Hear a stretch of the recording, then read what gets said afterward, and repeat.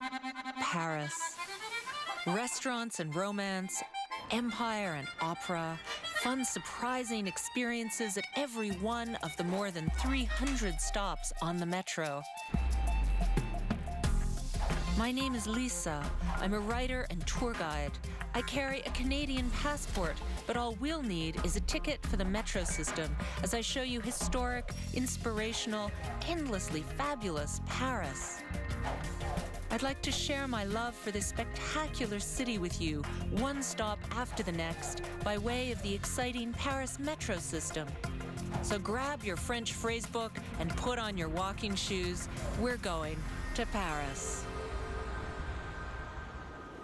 Next stop, Saint-Germain-des-Prés. We're going to explore the amazing Paris neighborhood of Saint-Germain-des-Prés. This is the famous left bank, the Rive Gauche, filled with famous theaters, bookshops, personalities, and churches, as well as spectacular restaurants and museums. This is an unforgettable neighborhood, important during the French Revolution, crucial for jazz, and for every kind of creative inspiration. Welcome to Saint-Germain-des-Prés, a gorgeous neighborhood named for the historic church behind me.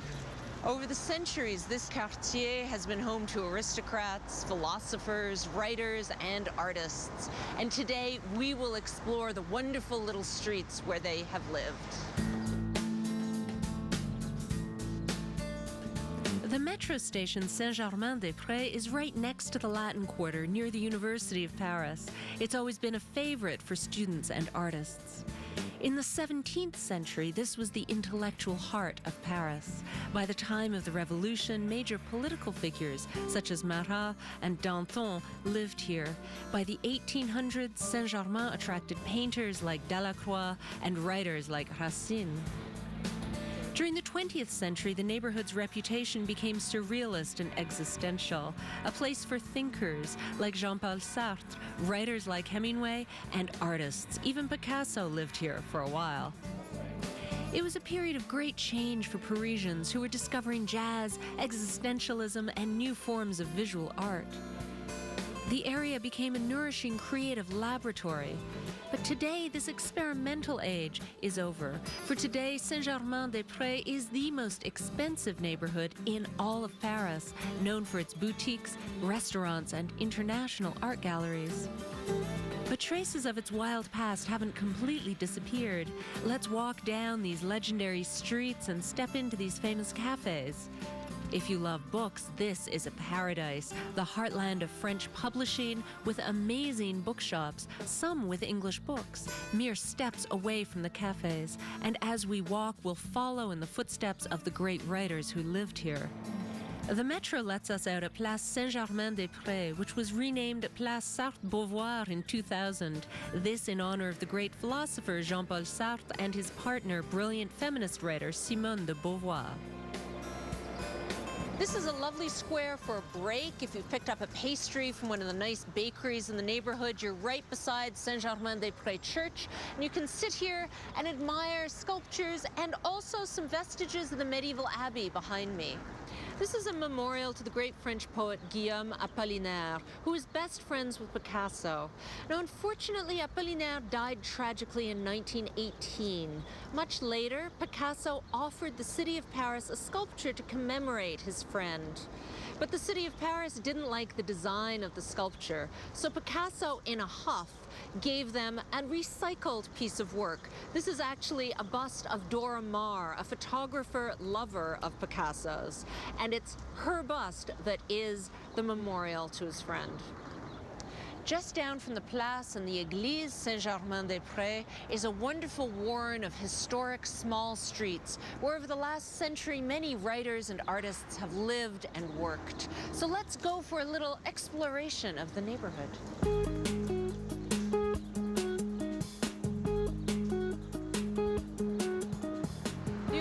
Saint-Germain-des-Prés is now a very nice 3-star hotel.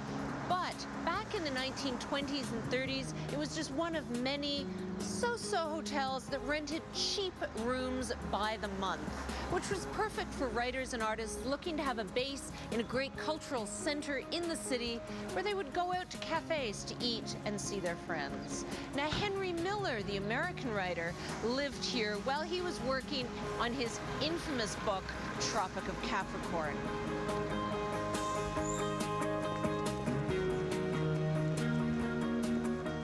Here on Rue des Beaux-Arts is L'Hôtel, which used to be a low-end hotel. And in 1900, famous playwright Oscar Wilde came here after his imprisonment.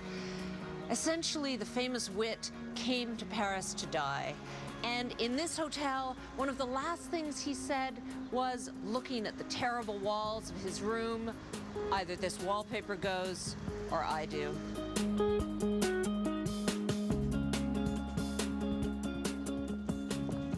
This is the Rue de Seine, which was once a canal connecting from the Seine River behind me. The canal was dug by the monks of Saint-Germain-des-Prés during the Middle Ages so that the water from the river would come up this canal and irrigate their fields. The Hôtel Louisiane has been important to artists and writers for nearly a century now. Writers Simone de Beauvoir and later Ernest Hemingway both have lived in this hotel. And in the 1950s, all kinds of jazz musicians stayed here, like Chet Baker and French singer Juliette Gréco. Now today, it's still a very low-key hotel. It's owned by the fourth generation of the same family that has always owned it, and it's still in this wonderful heart of Saint-Germain. Even though you may not have heard of Natalie Barney, in her day, she was infamous for the parties she used to hold here in the garden, behind the doors. Now, Natalie Barney was a Boston heiress. She wasn't a wonderful writer, but she knew everybody in Paris, French, American, any other nationality, man, woman, especially lesbians. Natalie Barney really enjoyed connecting that part of the cultural world. But basically, her Boston family had paid her to move away. So she chose to come to Paris, where she could be herself and be part of the cultural world. Now, to wrap up my tour of writers and artists in Saint-Germain, I like to finish at this doorway. This is 42 Rue Bonaparte, which is where Jean-Paul Sartre, the famous philosopher and writer, lived for a little while. Very conveniently just down the street from the Café de Magot, where he spent so many hours writing. Les Deux Magots is a cafe that opened in 1884 in the heart of Saint-Germain, and it was immediately a success. Poets like French writer Verlaine, playwright Oscar Wilde, and later Hemingway and the existentialists all hung out here.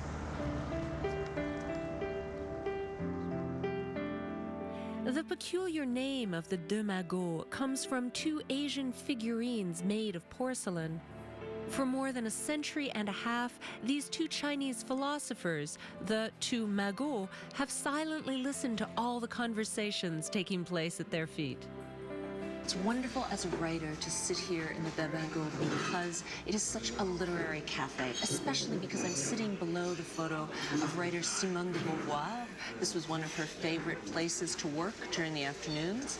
And actually, there's a plaque dedicated to her just here behind me. And just over here, there's a plaque to Sartre, who also loved to work here and spent a lot of time in this Saint-Germain area.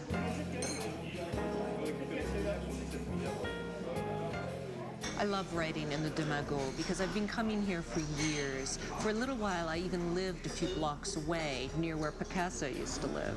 And I would walk over here often in the evenings to write and feel surrounded by people. It's a wonderful place to people watch, and it's really inspiring to feel that I'm here in the heart of this incredible culture, this writing culture that's been here for well over 100 years. What's fascinating about the Deux Magots is that it's part of this long history of culture in the cafes. Because honestly, back in the day, if you were a writer or artist, you really couldn't afford to heat your tiny room where you lived. So you came out to the cafes to warm up. You could spend hours here lingering over a coffee or a single glass of wine. This is where you worked, and it's also where you met all your friends because everyone knew you were in your cafe at your table. people. You had a real routine, you kept regular hours, and this was where the exchange of ideas took place in the arts. It's one of the reasons Saint-Germain became such a hub for intellectual ideas. Come with me out of Les Deux Magots and across the street to the oldest church in Paris, l'Église Saint-Germain. We'll discover its hidden treasures right after this.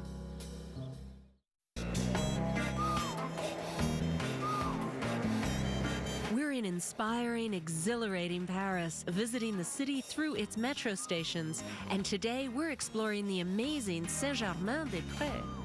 Saint-Germain-des-Prés is the oldest church in Paris and actually gives the name to the entire Saint-Germain neighborhood.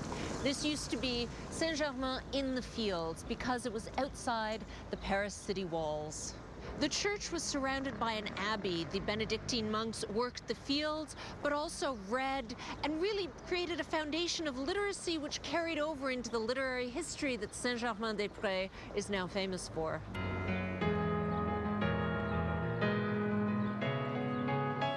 The abbey was founded in the year 558, but the church we see today was rebuilt in the 11th century after being burned by the Vikings. During the French Revolution, Parisians stored saltpeter here, and an explosion destroyed much of the abbey, including its library. But the church survived, and worshippers returned in the more stable 1800s.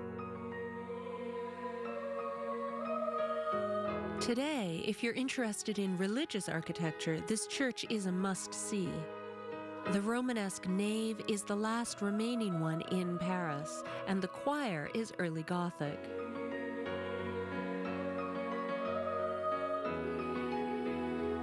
This mix of architectural styles on the inside of a church is rarely seen so clearly in French religious buildings. The church contains the tombs of many famous people, such as the great French mathematician and philosopher René Descartes. There's also the mausoleum of the King of Poland, John II Casimir, who retired to this abbey in 1667. The first organ was installed here in 1474. It's long since gone, replaced by a new one, which was put in the early 19th century. The organ was completely restored in the 1970s, and today you can come here to listen to all kinds of classical music. These concerts are yet another reason to visit l'Église Saint-Germain-des-Prés. And while you're here, you can enjoy the amazing, unique, beautiful art inside. And after some spiritual elevation, we can go a block away to a place where the regulars weren't really saints. The Café de Flore is one of the elegant literary cafes of Saint-Germain-des-Prés. It still hosts an important literary prize, and it does play readings upstairs in its dining room. But if you want to sit in the see and be seen part, be sure to sit in the back of the terrace or the front row of the indoor dining space.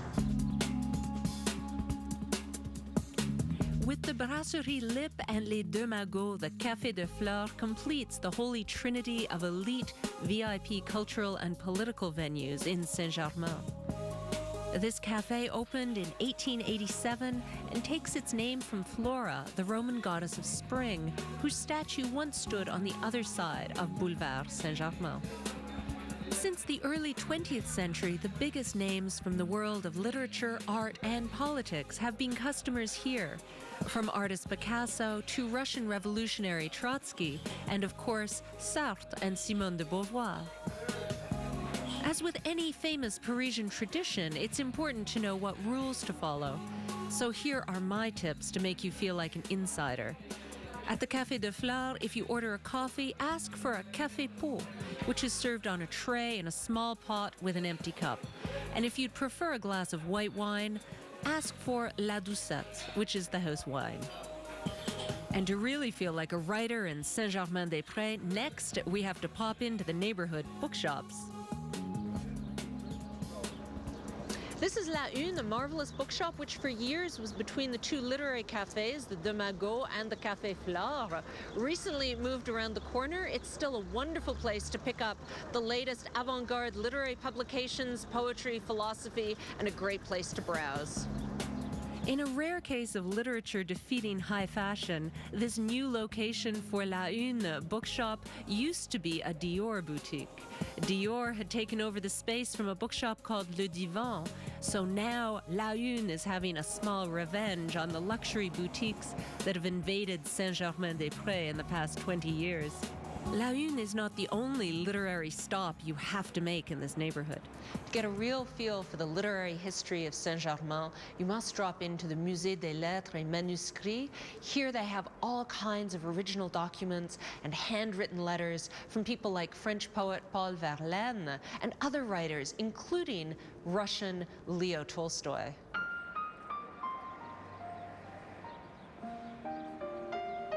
The museum is located at 222 Boulevard Saint-Germain in a former private mansion from the early 17th century. Its impressive collection is a wonderful journey into history to discover surprising, intimate words from famous writers, artists, and historical figures.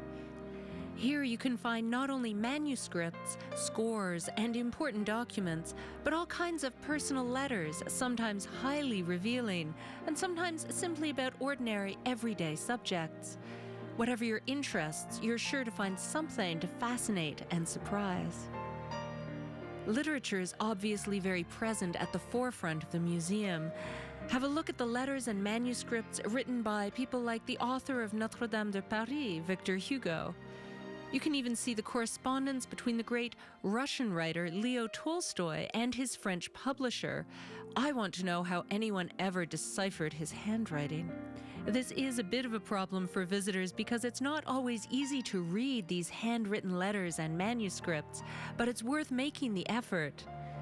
Have a look at a letter from Oscar Wilde to his biographer, or this one from John F. Kennedy to an American sailor. Or this advice from Ernest Hemingway to a friend who's preparing a trip to Africa. Among the important historical documents found here is the ceasefire signed by Dwight Eisenhower marking the end of the Second World War. Or farther back in time, there's a letter from Napoleon addressing his troops. Or even further back, there are the voting results from the French Revolution sentencing Louis XVI to death.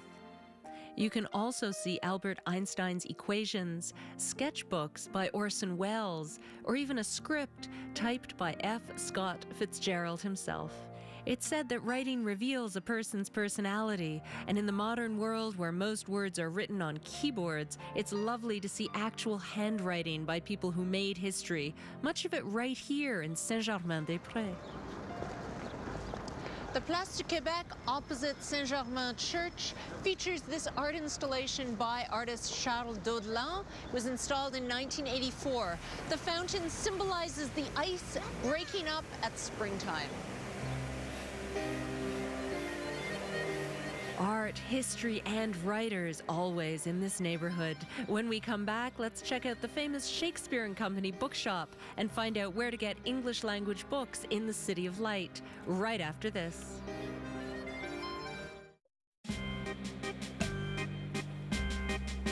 Welcome back to lively literary Paris. Today we're exploring the streets around Saint-Germain-des-Prés metro station, an area with a long and storied literary tradition. It's a real paradise for book lovers. 12 Rue de l'Odéon is where American Sylvia Beach opened an English-language bookshop and lending library, the famous Shakespeare & Company. Here in 1919, she went on to be the first main publisher of James Joyce's Ulysses, and she was a great friend to writers like Ernest Hemingway and Gertrude Stein. Sylvia Beach closed her bookshop when she was threatened by a Nazi officer during the occupation in World War II. But in 1951, American expat George Whitman named his new bookshop in her honor, so that Shakespeare & Company would live again. The new location is just beyond Saint-Germain-des-Prés at 37 Rue de la Bûcherie. The first floor is the bookshop, but the second floor is not a commercial space. Much like Sylvia Beach's original store, George installed a private library here for people to read, relax, and hear writers speak. Often the books are signed by the very authors who came through the doors years ago, such as Samuel Beckett, Anais Nin, and Henry Miller. In exchange for volunteering in the bookshop, Shakespeare and Company allows young traveling writers to sleep upstairs from the shop.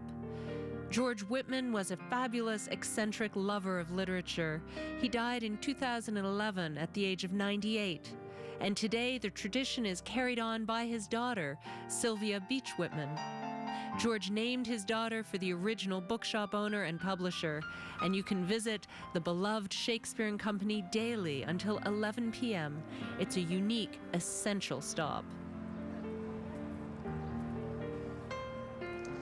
Just a block away from where Sylvia Beach initially published James Joyce's Ulysses, there's an English-language secondhand bookshop, Berkeley Books. There's a whole lot of bookshops in this neighborhood. You can pop in here and you might even find a copy of Ernest Hemingway's A Movable Feast or James Joyce's Ulysses.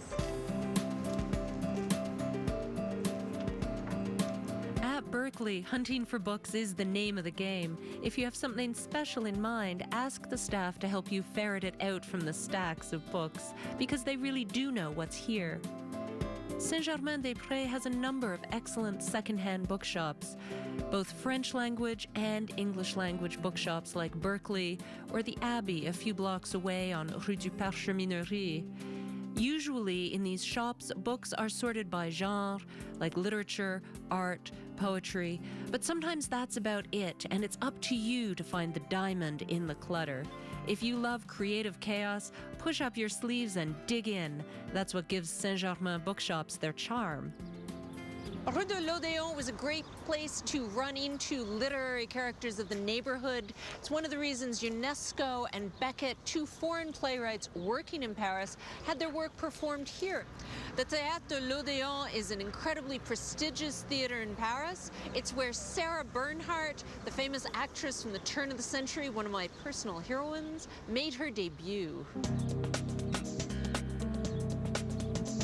Sarah Bernhardt debuted here because this was the home of the Théâtre Français, specially purpose-built for the Comédie Française.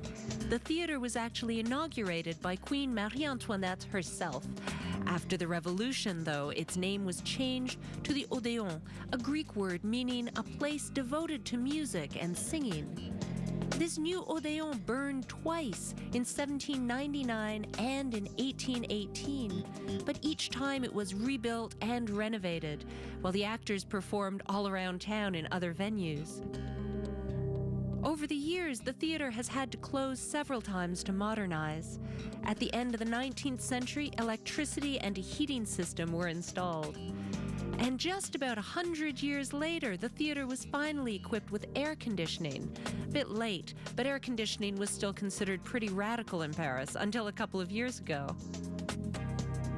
In 1990, the Odéon was renamed again, this time to become the Odéon Theatre of Europe. But even if the name has changed, the tradition has not, and the biggest names in drama will continue to tread these boards for many years to come.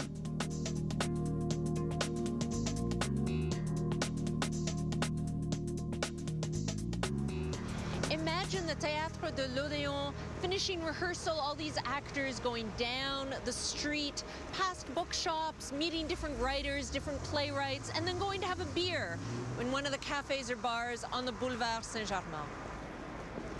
In the 1950s, Saint-Germain was famous for its jazz clubs, underground cave, filled with chain-smoking jazz musicians. It was really fun.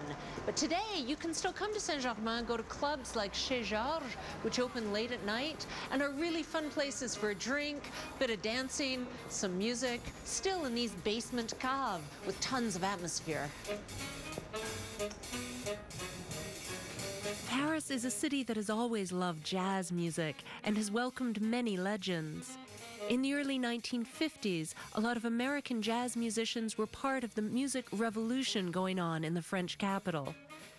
African American performers especially spent time here appreciating the less racist atmosphere for performers and audiences.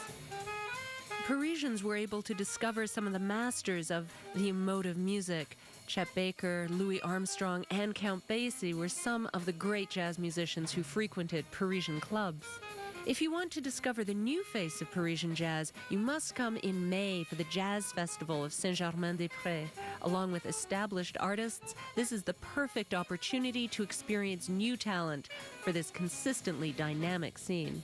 From late-night jazz clubs to the mysterious Da Vinci Code Church, coming up right after this.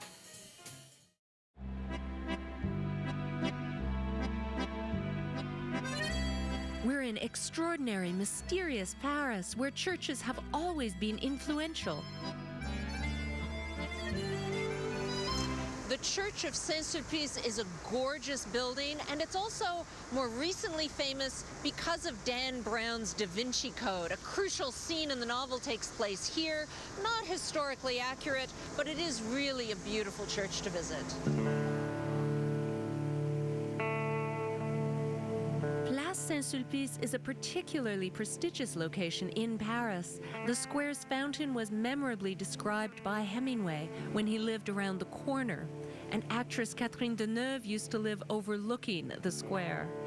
Like all Parisian churches, Saint-Sulpice has had its share of celebrities. Libertine Marquis de Sade and poet Charles Baudelaire were both baptized here. And the mistress of Louis XIV, Madame de Montespan, is buried within these walls. Saint-Sulpice is especially interesting for its artwork. The sea creature baptismal fonts were created by Jean-Baptiste Pigalle, who also created a lovely Madonna and Child. You can also see several murals by a great painter, Eugène Delacroix. Later we'll see where he lived while he worked here in the church. The organ of Saint-Sulpice is from the 18th century and is known worldwide for its sound quality and ornamentation. If you're a fan of Dan Brown and you loved the Da Vinci Code, a visit to Saint-Sulpice is essential, even though the author took many liberties with the truth. The church is fascinating.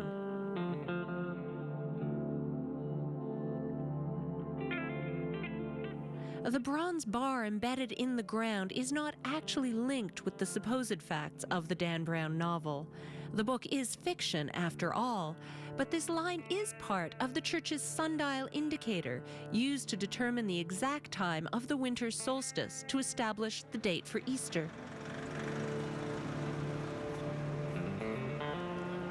Rue de Bussy is a charming street that's kept its market village character. I used to live near here, and it's a wonderful place to come in the mornings for a coffee, to people watch, and to browse the shops. Welcome to Taschen Books on Rue de Bussy, a great place to browse for gift books and souvenir art books about what you've seen in Paris. The shop is actually open till late, till midnight on the weekends, and it's a great place to hang out after you've had an apéro in one of the nearby bars. They have wonderful art books, all kinds of works that are actually here in Paris. Renoir, Gauguin, Degas, Van Gogh. They've got a great book on Van Gogh. They also have other things as well. They also have, insects and architecture. Any visual idea you can come up with, Taschen probably has a book.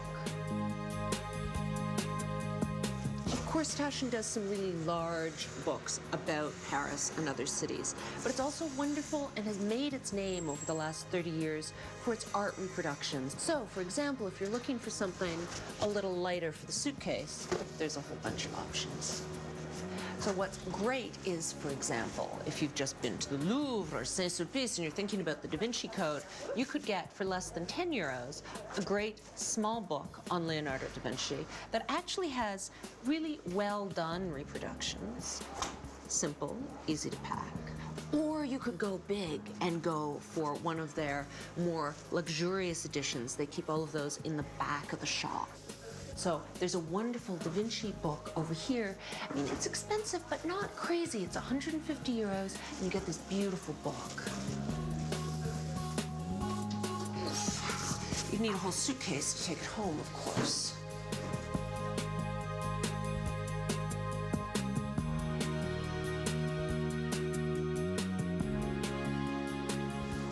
Most of Taschen's books have multiple languages. You can get an English version or a French version, and some of them actually have the text in 3 or 4 different languages inside the book itself. So you'll be able to actually understand what you're reading about in English or in French.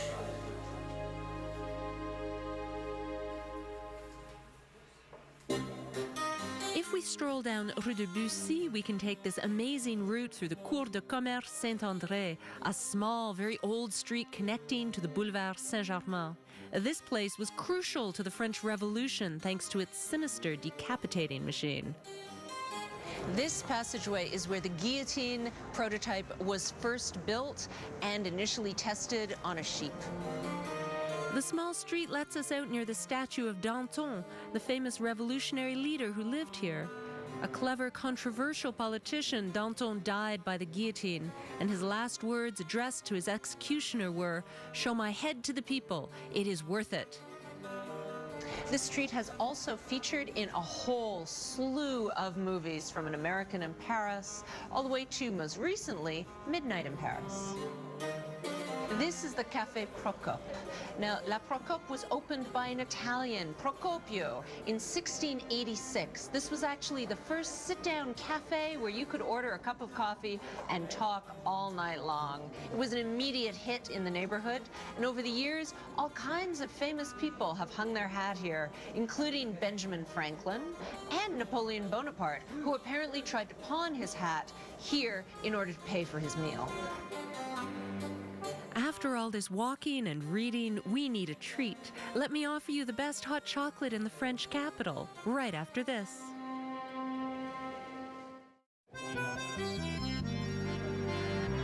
We're in delightful, delicious Paris, visiting an area famous for the artists who've lived here. This is Saint-Germain-des-Prés. Here we are at Un Dimanche à Paris, which is a great place to take a little break after lots of touristing around, looking at literary and historical places in Saint-Germain. I like to pop in here and recharge over a hot chocolate.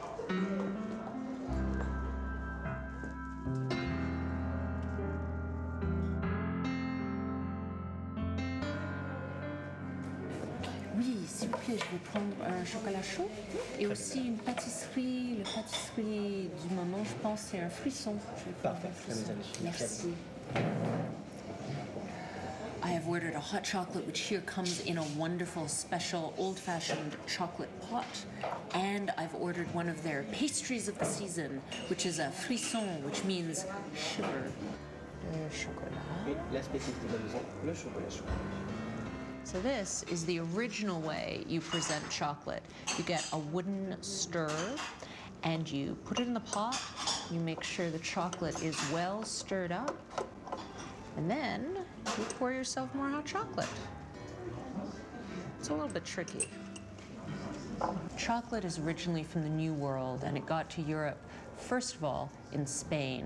It was very popular at court there, and it came to France because a Spanish princess named Anne of Austria, which is confusing, arrived to marry Louis XIII with her retinue and her chef and her chocolate paraphernalia. And drinking hot chocolate became extremely popular in the 1600s in Paris. This is the boutique part of Un Dimanche à Paris, and it's a great place to pick up a souvenir of your chocoholic experience here. Now, this is part of Un Dimanche à Paris' theory about adding chocolate to savory food. So you've got pink peppercorns wrapped in chocolate, you've got fennel wrapped in chocolate, plain pepper in chocolate, coriander in chocolate, which they recommend sprinkled on curries. It sounds really interesting. And rosemary rolled in chocolate. Now they recommend the rosemary in chocolate on lamb, which I can almost imagine that might be good, actually.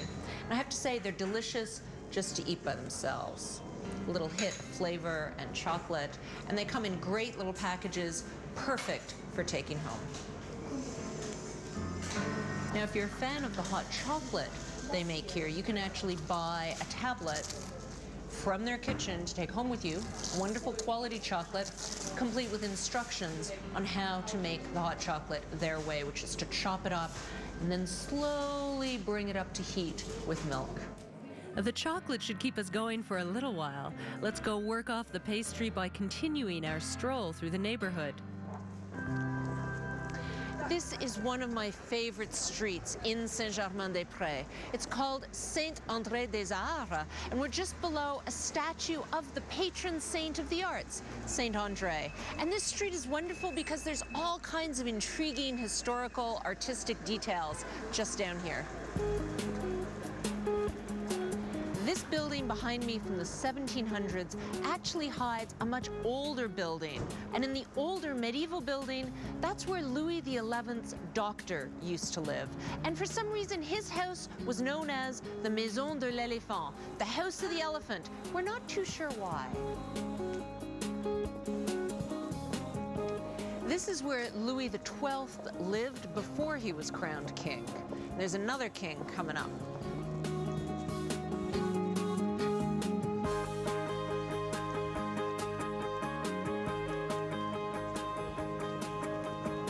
This is the beautiful intersection of two really historic streets, Rue des Grands Augustins and Rue Saint-André-des-Arts. And the street sign for Saint-André-des-Arts right at this corner is really interesting because during the Revolution in 1789, the people of Paris were so angry at the church and at the king that any street that was named for a saint, they actually got up on ladders and chipped the stone word saint off the sign. So on this one corner, Saint-André-des-Arts is just André des Arts. Let's go on down Grands Augustins and check out our next king. Mariage Frères is the oldest tea merchant in Paris, and if I were in the middle of shopping, I would pop in and buy myself some of their fabulous tea. But I'm in the middle of history right now. I actually used to live on the Rue des Grands Augustins in a tiny little apartment right here, beside the famous historical studio of Picasso, where he painted the very moving, huge painting Guernica about the Spanish Civil War. And just over here is where Louis XIII was drinking, and they found the young prince and brought him out into the street, sat him on a chair, and formally crowned him king. Because his father, my favorite king, Henry IV, had just been assassinated. So it took them an hour to find Louis XIII and declare him King of France.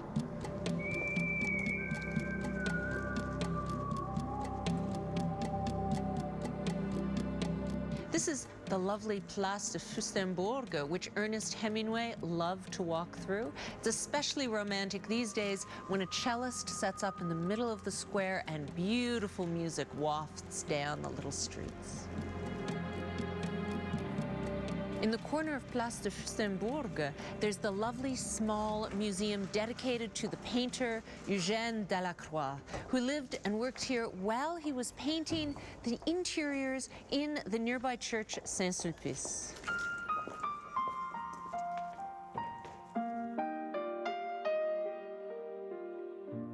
Eugène Delacroix is the painter who best embodies the Romantic movement of the 19th century. Among his most famous paintings is The Bark of Dante, a painting that caused a scandal when it was unveiled. And let's not forget Liberty Leading the People, inspired by the Revolution of 1830, or The Death of Sardanapalus, another tableau that prompted a passionate response from art critics. Despite, or maybe because of the critical uproar, Delacroix sold many paintings to the French state. He was revered by his contemporaries. Among his greatest admirers were poets Charles Baudelaire and Théophile Gautier. Delacroix also influenced the next generation, Cézanne, Degas, and Van Gogh. We're in the house where Delacroix lived part-time from 1857 until his death in 1863. He loved this house, and it was conveniently close to the Saint-Sulpice church, where he was painting murals. The personal items donated by his descendant to the museum include a palette and easel and recipes for paint mixtures used to make his paintings. It's always fascinating to visit places once occupied by great artists. They're usually places full of emotion, and I find this house of Eugène Delacroix very moving. Now, Delacroix spent his life sketching and studying the human body for his art, but in a nearby building of Saint-Germain-des-Prés, there's a medical museum dedicated to a different kind of study of the human body. Because Saint-Germain-des-Prés is known not only for its artists, but also for the great University of Paris. The museum is a unique collection of surgical instruments telling the history of medicine from ancient times until the 19th century. Some of the instruments are rather impressive and downright terrifying, such as the special saws used to amputate limbs. Among the many attractions on display here is the prosthetic iron arm from the 17th century and tools used by the doctor who performed the autopsy of Napoleon after his death on the island of St. Helena. The collection includes more than 1,500 objects as well as hundreds of prints and photos. After visiting this museum, a trip to a 21st century hospital might seem less intimidating. But after all this, I need a beer to help me recover my sang-froid. Let's drop by the Brasserie Lip right after this.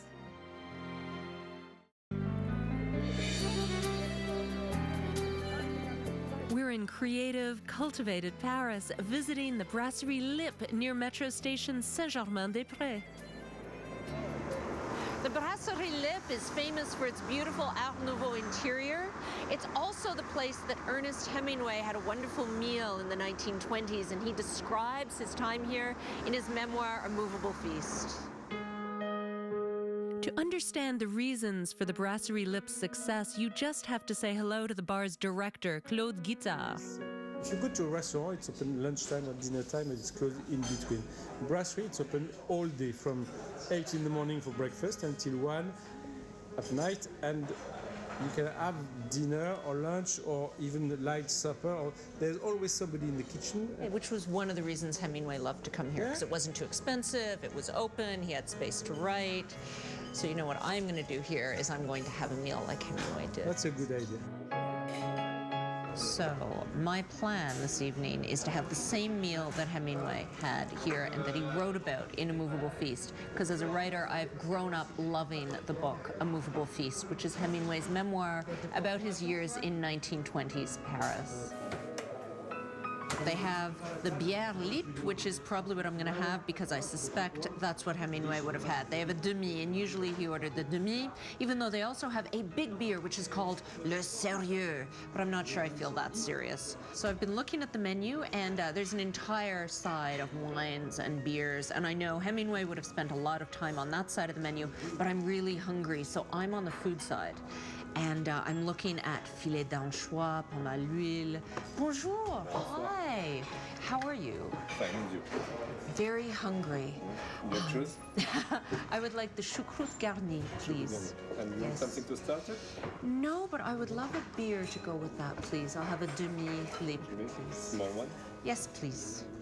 Actually, because we're at the Lip, I brought my copy of A Movable Feast. So what I want to do is think about Hemingway in Lips. In this part of A Movable Feast, he gets some money in the mail. So he comes to Lips to spend the money on some beer and some food. He says the beer at Lips was very cold and wonderful to drink. The pomme à l'huile were firm and marinated, and the olive oil delicious. I ground black pepper over the potatoes and moistened the bread in the olive oil. And after the first heavy draft of beer, I drank and ate very slowly. The choucroute, fabulous. Take you some bread. Yes, please. Thank you. Excellent. Super traditional Alsatian choucroute, which is a real hearty, non-dressy sort of meal. So it's perfect to have with beer and the ghost of Hemingway, especially when one is really hungry, which I am. And the waiter very kindly is getting me some bread. I've got mustard. I'm set. Bacon thin. Sausage. Very traditional. Merci, monsieur. Ah, perfect. More mustard. I've actually been thinking about Hemingway since I was a kid, because we had to read some of his stories in school. And I realized the book about Paris was accessible and fun and very inspiring to a young writer. So it's a bit of a dream to be here eating a meal that he would have highly approved of.